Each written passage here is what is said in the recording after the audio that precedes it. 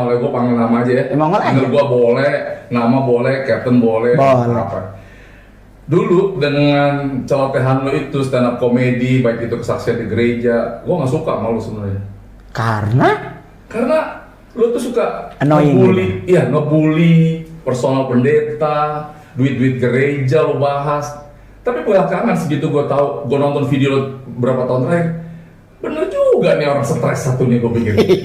Nah itulah interesting kita berbicara. Sedangkan kemarin juga lo lagi terkenal nih di somasi lah, setan lah, lo masuk ikut acara yang nggak kelihatan segala macam. Itu yang buat gue tertarik. Sebagai hamba Tuhan, sebagai pilot, gue juga banyak pengalaman hidup bersama Tuhan, bersama setan juga. Nah, jangan diamenin setan sama Tuhan aja. Kalau sama setan, jangan sama Yesus, nggak boleh lagi gitu.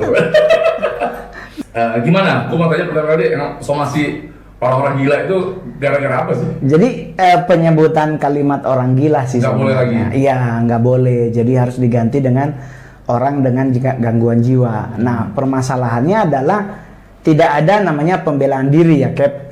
Posisinya Mongol adalah saya udah nggak lagi buka KBBI dan saya nggak pernah pelajari bahwa ternyata sudah ada kosa kata baru. Jadi kayak orang kan kita biasanya ngomong orang cacat, ternyata kosa kata baru difabel ya. Jadi otomatis dengan tidak ada kosakata ini ya kita nggak tahu, tapi di saat dilakukan somasi dengan 6 kali 24 jam, hari pertama Mas Dedi yang melakukan permintaan maaf, hari kedua Mongol yang melakukan permintaan maaf. Luar biasa, berjiwa besar, clear ya? Clear. Karena memang somasi solusinya adalah permintaan maaf. Kalau dinaikin ke ranah pidana, katanya sih harus orang yang kita jadiin materi itu yang melaporkan. Susah dong, gimana dia mau ngelaporin? Nah itu gue juga bingung gitu kan. Karena tidak boleh diwakilkan. Iya. Dan kebetulan Cap, mohon maaf juga tidak menyebut nama di situ. Saya ngomong nih, itu si Mongol tuh orang gila. Nah berarti Mongol nyebut nama Mongol. Nah itu bisa dilakukan tindak pidana karena ada personanya. Iya. Jadi selesai Cap, udah aman. Puji Tuhan, amin. Terus mengenai perjalanan hidupnya kan saya udah nonton semua, berat ya. Makasih. Berat banget. Sebenarnya kalau pada posisi berat sih banget Cap, karena maksudnya begini, dengan kondisi kita yang saya dari kecil tidak merasakan kasih sayang orang tua karena mamaku meninggal hari kedua juga Mongol baru tahu itu mama. Terus saya juga harus hidup tidak diperlakukan sebagai cucu. Ke Jakarta dibawa orang kaya untuk jadi pendeta, orangnya hilang. Terus harus luntang-lantung di jalanan tinggal, terus masuk penjara dengan kondisi kita nggak salah karena cuma tukeran kepala. Dengan janji mau ditebus, ternyata tembus sampai Cipinang. Kalau seandainya Mongol punya akar pahit, habis tuh satu-satu gua. Tapi kan Mongol diajarkan untuk mengampuni itu indah. Jadi sampai hari ini salah satu keberhasilan Mongol adalah campur tangannya Tuhan karena saya nggak punya dendam kepada siapapun. Itu kunci kehidupan, mengampuni. Berapa kali? 70 kali. Iya. Pokoknya orang buat dosa kita ampuni. Pokoknya setahun 365 hari mengampuninya, kalau hitung 70 kali 7 490. Lebih dong. Berarti kelebihan. Sehari bisa 2-3 kali. Iya. Jadi sebenarnya di saat kita sudah menyadari itu sebuah kesalahan, jangan pernah sampai matahari terbenam. Efesus 4:26 kayak. Wes, mantap. Gua statusnya pendeta apalan ayat dia daripada gua. Enggak juga dong, enggak juga. Karena kan begini Kat, di zaman dulu masih di saat Mongol tidak dalam hidup dalam Tuhan. Jadi kan ada yang nanya kenapa Mongol bisa bergabung dengan penyesatan. Sebenarnya kan dari kecil, karena memang saya nggak pernah diajarkan tentang Alkitab. Dulu waktu kecil ke gereja di Manado kan orang semua pulang mampu-mampu pakai jas, jalan juga dia jatuh-jatuh. Masalahnya Mongol bergereja di Sangir itu ya nanti kalau udah 24-25. Umurnya maksudnya? Desember. Oh, kristal ya? Yoi, kalau Natal, yoi.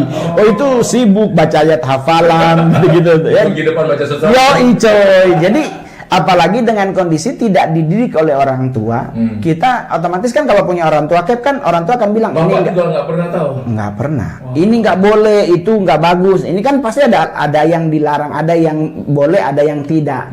Do atau not itu. Ini Mongol nggak dapet Cap. Jadi di saat gua ketemu dengan beberapa orang yang menyatakan diri, mereka nggak ngomong kalau mereka dari gereja setan atau dari mana.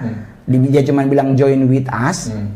Dan ternyata pas kita gabung dengan mereka, kita diterima dengan tanpa ada penghakiman, ya kita merasa nyaman di sana. Udah berpengalaman hidup dalam kegelapan bersama setan-setan. Setan itu kan nggak kelihatan. Kita orang Kristen percaya setan itu ada bosnya namanya Lucifer. Satan si ular. Si ular, Lucifer itu serafim, Satan itu archangel. Oke, berarti waktu di Taman Eden si Hawa diganggu Oleh ular. itu belum setan dong? Sudah. Belum. Dia bilang ular ini adalah makhluk yang cerdik yang diciptakan Tuhan. Berarti belum setan dong? Sudah. Sudah. Sudah. Kenapa? Dia kan cuma menipu si Hawa.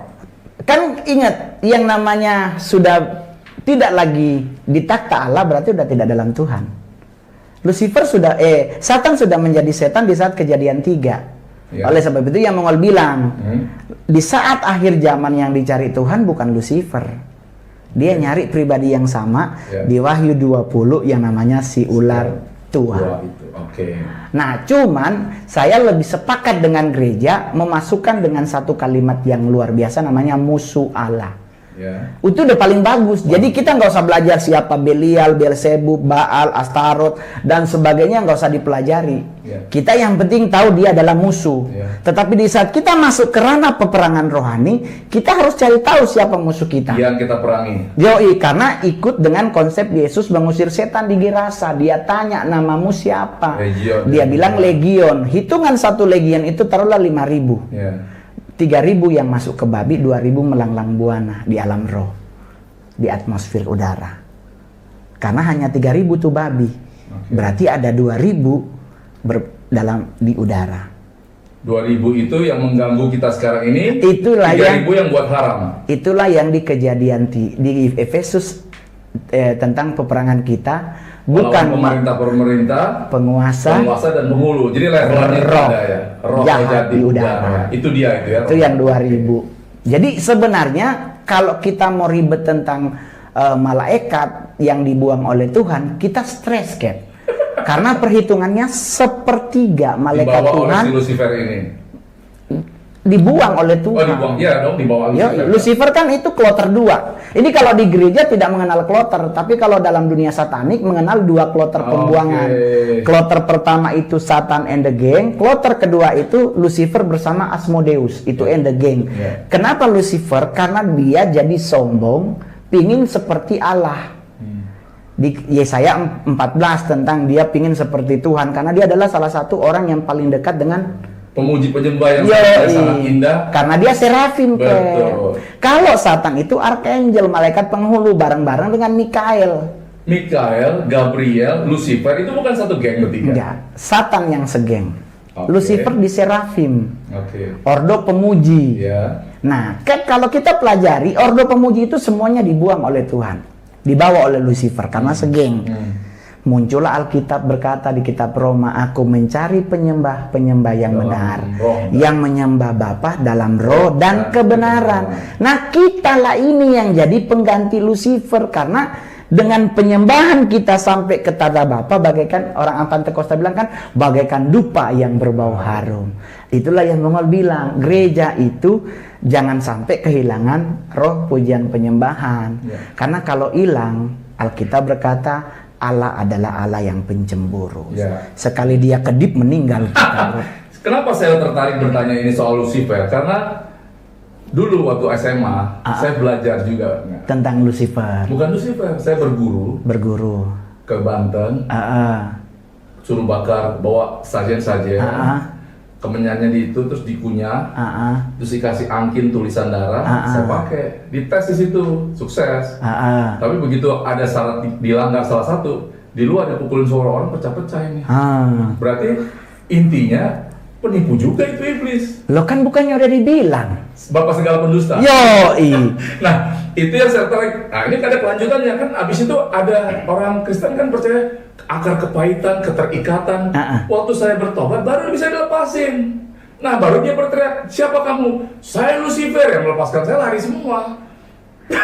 Nah, ini Cap yang saya selalu pingin banget sharing kepada para hamba Tuhan yang melayani pelepasan maupun doa peperangan. Satu hal yang harus kita ingat baik-baik, kita harus minta covering prayer namanya. The covering prayer. Kalau dalam dunia satanik adalah salah satu doa yang paling susah ditembus. Maksudnya untuk memproteksi yang Doa, lagi peperangan. yoi, namanya doa tutup bungkus. Dengan darah Yesus. Yoi. Tapi kan sekarang nggak sembarangan. Saya kebetulan melayani di Ikut Dulos, iya. AMC, itu yang pelepasan yang orang satu kesurupan kayak acara Mongol yang saya ratusan orang, 90 yang kesurupan gitu. Nah, kan kita harus tahu level kita bisa nggak nanti diketahuan iblis. Siapa kamu? Ah, kamu teman saya juga. Katanya enggak dong, Cap. Di saat kita melakukan pelayanan pelepasan, satu hal yang harus sebelum dilakukan adalah pemberesan diri. Cap, kalau sudah menerima Yesus Kristus sebagai Tuhan dan Juru Selamat, itu sebenarnya adalah langkah awal yang harus kita pegang baik-baik. Kita nggak mungkin keserang, sekalipun kita mungkin kebuka celah, tapi di saat kita minta covering prayer, celah itu ketutup oleh doa ini. Yoi. Dan di dalam dunia satanik, orang yang minta tutup bungkus dengan kuasa darah Yesus, kuasa darah anak domba Allah, gak ada satupun sekaliber siapa, sekaliber pimpinan gereja setan sedunia pun gak akan tembus. Mati yang ada. Karena boleh jujur, dalam alam roh kita mungkin nyerang dengan satu senjata, dari dalam darah itu akan muncul lebih banyak senjata daripada yang satu. Jadi orang akan berpikir kalau dia bilang, wih, aduh, jangan deh cari mati. Jadi otomatis biasanya kita menghindar. Tetapi di saat kita melakukan pelayanan pelepasan, nggak usah khawatir.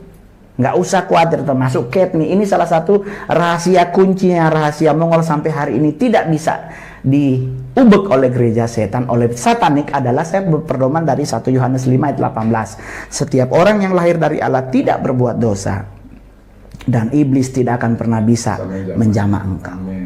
Itu yang gua pegang. Itu pertama kali saya bertobat dikasih ayat itu. Kalau takut, saya kebetulannya banyak pengen dulu bermain-main alam roh ini karena pengen jadi orang yang sakti. Ya, tapi kan itu masuknya alamnya okultisme, Cap. Betul. Kalau kami satanisme, menyembah kepada langsung ke bos. Kalau satanisme itu masuk hierarkinya teritori. Oh. Beda, Cap. Kalau saya belum pernah ngobrol sama orang gereja setan, walaupun saya pernah ikut bukan ritual, kumpul-kumpul sama bule Children of God dulu. Si Ogi.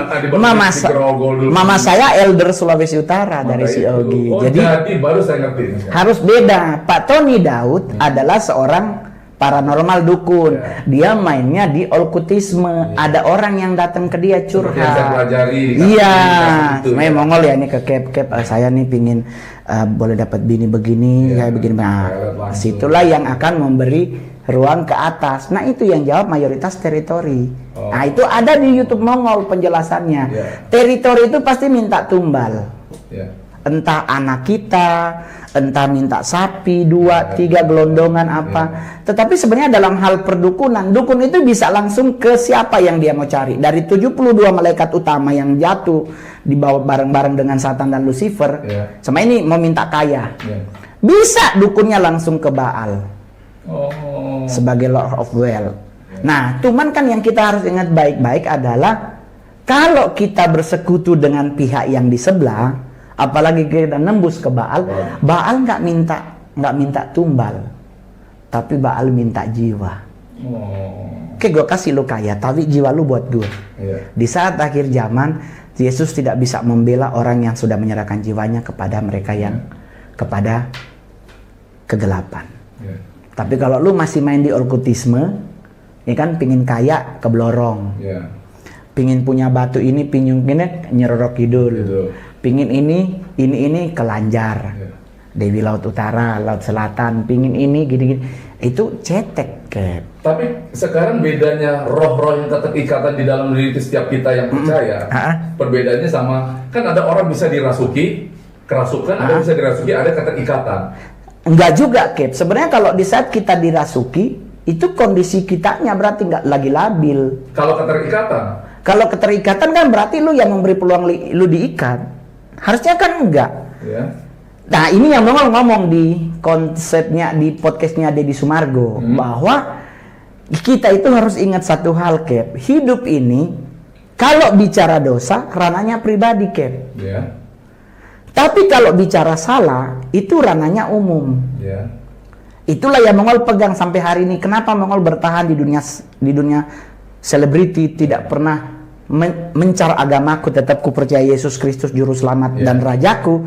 Karena aku punya konsep bahwa hidup ini adalah menggunakan cross law, hukum salib.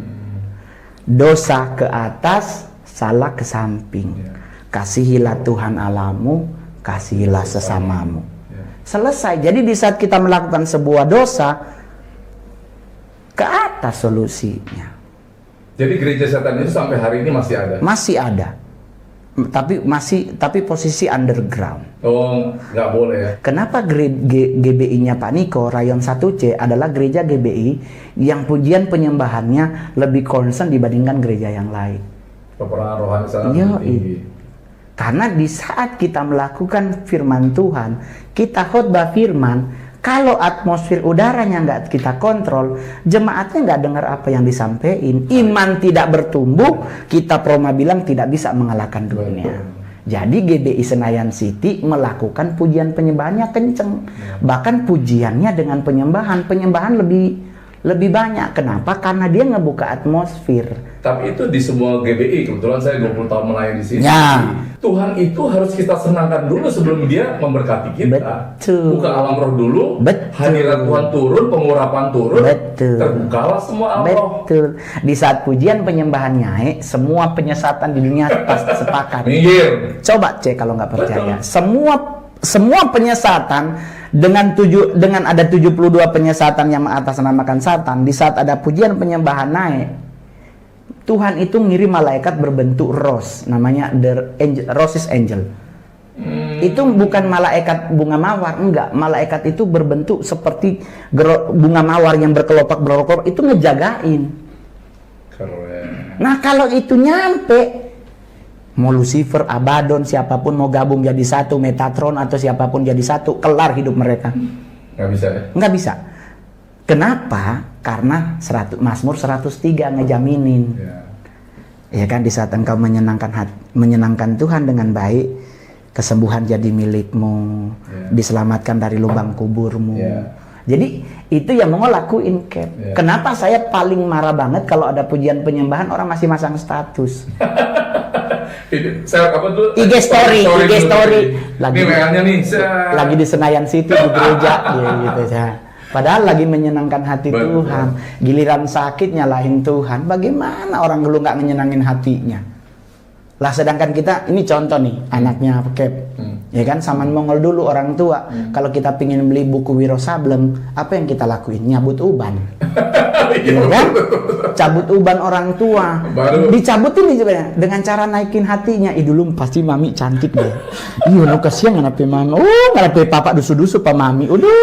Dia kan pasti senang sekali itu. Pokoknya dulu mami memang primadona di kampung. Pokoknya naikin hatinya, senangkan hatinya. Baru ngomong, Mi, kita pe handphone so rusak. Oh iya, nanti mami beli besok. Langsung berhenti. Karena kalau lu begini-begini lagi handphone. Jadi mendingan pas dibilang handphone juga, iya nanti mami beli, langsung pergi. Karena setidaknya kalau dia sadar ada yang salah, dia udah nggak bisa ngomel, udah pergi kitanya. Baru besok tagih, Mi, janji adalah utang. Roma 13 nih boleh tak utang. Jadi strategi itulah kayak begitu. Saya susah ngobrol kalau nggak sama seorang artis, seniman, dan juga evangelis. Kalau sesama teman-teman sepelayanan itu suka nggak tembus, apalagi sama jemaat. Nah, sekarang ini banyak jemaat yang takut, yang divaksin aja takut, COVID-nya katanya 666, diginiin katanya ada radiasi otaknya gitu. Coba kenapa itu bisa berpikir seperti itu orang-orang yang percaya Tuhan tapi begitu? Mungkin benar kata Alkitab, umatku binasa kurang pengetahuan. Jadi sebenarnya begini, orang nih ribet dengan apa? Oh itu kan ada barcode-nya ngol. Itu ada begini. Dimasukin katanya. Ya, bos itu cairan Pak. Itu cairan. Mungkin ada aluminium lah katanya, ada apa. Ingat baik-baik buat semua yang dengerin ini podcast. Iya, ini yang bodoh siapa sih? Ingat baik-baik. Hukum Alkitabnya pentaruhan barcode 666 tidak di sini. Di punggung tangan dan di jidat. Nggak ada lu divaksin di sini. Lu kecuali ngambil darah di kencecen mana nih ya? Nggak ada. Ini PA namanya. PA singkatannya penyakit atas. penyakit apa? Otaknya agak kurang geser. Kacamata lu di atas minus, otak lu yang Iya. Jadi sebenarnya kita nih, saya agak mesti gini. Kalau Anda tidak percaya COVID, itu kan hak Anda. Betul. Tapi jangan membuat manuver memaksa orang yang percaya COVID untuk tidak percaya. ngajak orang bodoh. Oh, jangan dong. Sama dengan orang yang percaya, jangan maksain orang yang nggak percaya, nggak akan ketemu. Tetapi kalau bicara akhir zaman, Cap, kita harus baca bagus-bagus ke Alkitab. Iya. Antikris itu akan melakukan pembarkotan setelah Injil digenapi. Artinya Lah Injil belum digenapi. semuanya. Masih negara ada banyak, Rusia juga masih ada berapa persen belum terima Yesus, masih belum baca Alkitab. Artinya orang-orang yang nggak percaya Tuhan, yang Ih, ateis, belum. atau Semua harus mendengar Injil. Betul. Baru yang kedua, Cap, adalah kalau bicara barcode, kita beli handphone, barcode. di kotak yang udah ada barcode ya nggak? Kita beli celana dalam, Ada barcode. Bahkan kalau lu nggak mau pakai barcode, kembalilah ke Taman Eden. Pakai daun-daun. Daun, jahitnya pakai apa? Pakai lidi. Jangan pakai jarum, karena lu beli jarum 5 biji di barcode.